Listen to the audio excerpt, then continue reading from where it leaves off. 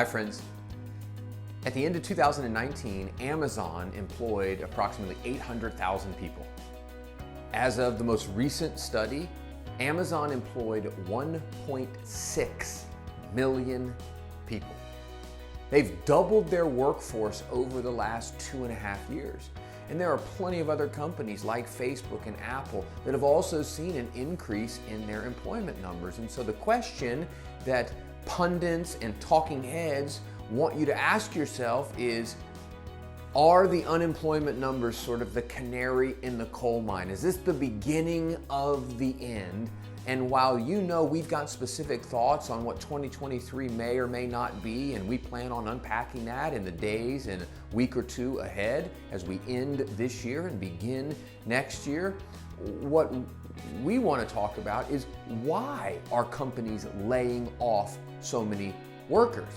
You have to remember, over the last 32 months, we've had 145 million people now as producing workers, meaning prior to COVID, there were 152 million employed peoples.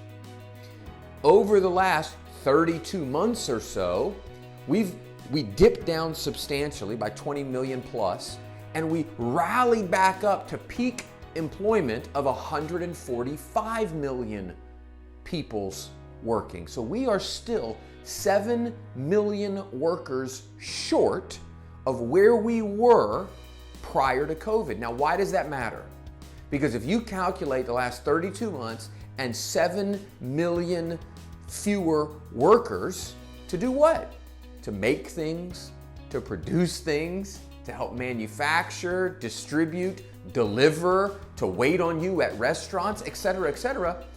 There have been over 31 billion fewer hours worked because of the lack of getting back to the number where we were prior to COVID. 145 million workers today. We were at 152 million workers. We've lost over 31 billion hours of productivity the last 3 years.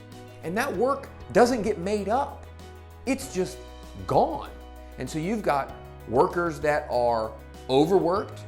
You've got individuals that are jumping jobs. So there may be 3 job openings and the same individual may jump to all 3 over a short window of time. And so the unemployment numbers in many ways can skew what's going on. And what's going on is when the federal government took the unprecedented action of printing and distributing $5 trillion, they encouraged people to stay home.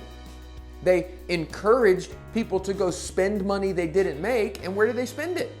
At Amazon, at Apple, at Best Buy. And so we've seen corporate profits explode over the last couple of years. Now, some of that's growth, but much of that is simply because artificial money was printed. And so we're seeing a rollover or companies beginning to lay people off, not because we are in the middle of a recession today, but it's because there's not enough dollars to keep spending because it was inflated to begin with. And so while we believe, as the unemployment rate sits today at about 3.7%, we believe we could see unemployment get up to around that 6% number. Historically speaking, that's not a big deal. There are still plenty of jobs and plenty of opportunities, and we do not believe that the unemployment numbers are a leading indicator by way of an ominous prediction of what might lie ahead. Now, more in the coming days on what we believe 2023 will be, but as it relates to the unemployment numbers, we just haven't had enough people doing enough productive things, and we're paying the piper for that. And we're paying the piper for it because the government did something they'd never done before. Shut down an economy, printed money, distributed it while the economy was still shut down, and then like a light switch thinking they could simply turn it back on and things would go back to normal. No, the chicken has come home to roost for those catastrophic decisions, and companies having to lay workers off is simply one of those things. Because remember, Corporate profits have been at all-time highs. So have government revenues, because what did they do? They printed money, distributed it, the individuals spent it, they taxed the corporations, and they taxed it if you invested it.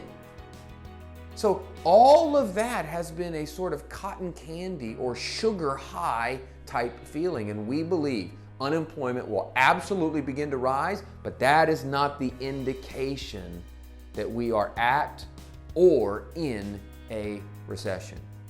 In the next week or so, you do not want to miss our 2022 recap and our 2023 predictions. Thanks for watching. I'll see you next time.